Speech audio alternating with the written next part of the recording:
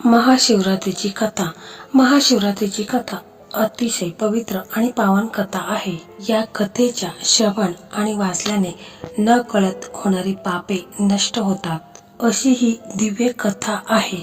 एकदा पार्वतीने परमेश्वर शिवशंकरांना विचारले, असे कोणते श्रेष्ठ तसेच सरळ व्रतपूजन आहे ज्यामुळे मृत्यू लोकातील प्राण्यांना तुमची कृपा प्राप्त होईल? उत्तरादाखल शंकराने पार्वतीला शिवरात्रीच्या व्रताची कथा सांगितली. एका गावात एक शिकारी राहत होता. मुक्या जनावरांची हत्या करून तो आपल्या कुटुंबाचं पालन पोषण करीत असे. सावकाराचा कर्जदार होता. त्याने त्याचे कर्ज वेळेवर चुकविले नव्हते. त्यामुळे संतापून सावकाराने शिकारीला शिवमठात कैदी बनविले.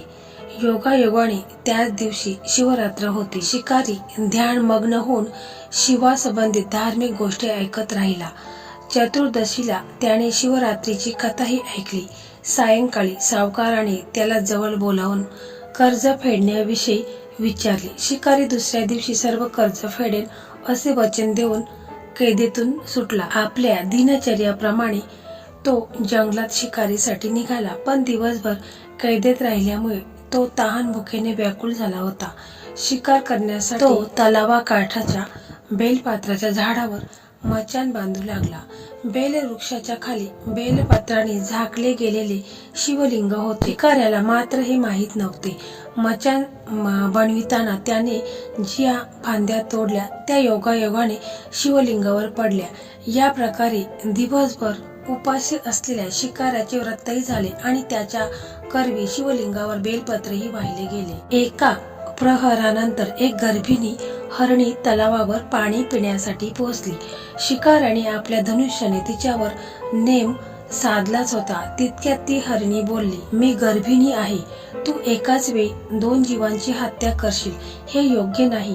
मी आपल्या पिलाला जन्म देऊन लवकर तुझ्या समोर येईन, तेव्हा तू मला आण. शिकाऱ्याने धनुष्य बाजूला ठेवले आणि हरणी झाडाआड लुप्त झाली. काही वेळाने दुसरी हरणी तेथून निघाली. शिकाऱ्याच्या आनंदाला पारावर उरला नाही. त्याने तिच्यावर नेम साधला. हे बघून त्या हरणीने त्याला सांगितले की, हे पारधी, मी एक कामातुर विरहिणी आहे. आपल्या प्रियेच्या शोधात भटकत आहे. मी माझ्या पतीला भेटून लवकरच तुझ्या जवळ येईल. शिकारीने तिलाही जाऊ दिले. 2दा शिकार हातातून गेल्यामुळे तो चिंतित झाला. तेवढ्यात एक हरिणी आपल्या पिल्लांसोबत तेथून निघाली. शिकाऱ्याला जणू सुवर्ण संदेश मिळाली. त्याने धनुष्याला बाण लावला आणि बाण सोडणार तेवढ्यात ती हरिणी बोलली, हे पारधी, मी माझ्या पिल्लाला त्याच्या वडिलांकडे सोडून लगेच येते. यावेळी तू मला मारू नकोस. शिकारी हसला आणि म्हणाला, समोर आलेली शिकार सोडून घ्यायचं मी काही मूर्ख नाही. याआधी मी 2दा शिकार गमावली आहे. माझी मुले तहान भुकेने व्याकुळ झाली आहेत. उत्तरादाखल हरिणी म्हणाली, जशी तुला आपल्या मुलांची काळजी वाटते आहे तशीच मलाही वाटत आहे. त्यामुळे मी फक्त काही काळ तुझ्याकडून जीवदान मागत आहे. माझ्यावर विश्वास ठेव, मी लगेच परत येईल. हरणीचा तो व्याकुळ स्वर ऐकून शिकाऱ्याला तिची दया आली. त्याने तिलाही जाऊ दिले. शिकार न मिळाल्यामुळे तो बेलाच्या झाडावर बसून बेलपत्र तोडत खाली फेकत होता. काही वेळाने एक धष्टपुष्ट मृग त्या रस्त्यावरून जात होता. आता या मृगाची नक्कीच शिकार करावी असा विचार केला, पण त्याच्यावर नेम धरला असता. मृग दीनवाण्य स्वरात म्हणाला, हे पारधी, जर तू माझ्या आधी 3 हरिणींना मारले असेल तर मला मारण्यातही वेळ करू नकोस. म्हणजे त्यांच्या वियोगात मला एकही क्षणाचे दुःख सहन करावे लागणार नाही. मी त्यांचा पती आहे. जर तू त्यांना जीवदान दिले असेल तर मला काही क्षणासाठी जीवदान देण्याची कृपा कर. मी त्यांना भेटून तुझ्या समोर हजर होईल. मृगाचे बोलणे ऐकून शिकाऱ्याच्या डोळ्यासमोरून संपूर्ण रात्रीची घटना चक्र आली. त्याने सर्व कथा मृगाला ऐकवली. तेव्हा मृगाने सांगितले, माझ्या 3ही पत्नी येथून वचनबद्ध होऊन गेल्या आहेत. मात्र त्या माझ्या मृत्यूनंतर आपल्या धर्माचे पालन करू शकणार नाहीत. त्यामुळे तू मला आता जाऊ दे. मी त्यांच्या समवेत तुझ्या समोर हजर होतो. उपवास, रात्रीचे जागरण तसेच शिवलिंगावर बेलपत्र चढविल्यामुळे शिकारीच्या हिंसक हृदयाचे निर्मल हृदयात परिवर्तन झाले होते. धनुष्य त्याच्या हातातून निसटले. शिवाने त्याच्या हृदयात बदल घडून आणला. त्याला आपल्या भूतकाळातील कर्माचा पश्चाताप झाला. थोड्याच वेळात मृग सपरिवार शिकाऱ्यांसमोर या प्राण्यामधील प्रेम पाहून शिकाऱ्याच्या डोळ्यातून अश्रू व्हायला लागले.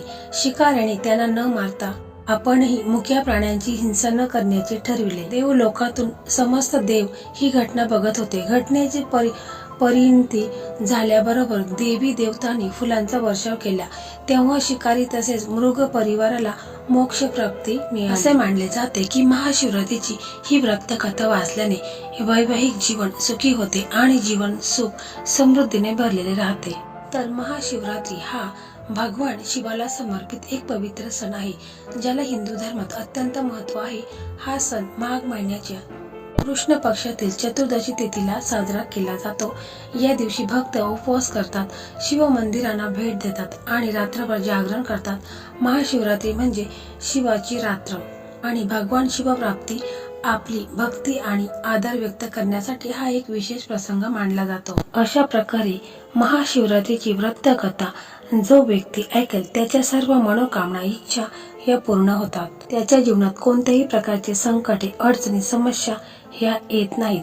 तुम्ही श्रवण करू शकता किंवा पठण करू शकता. तर अशा प्रकारे महाशिवरात्रीची व्रतकथा सुफल संपूर्ण. ओम नमः शिवाय. हर हर महादेव.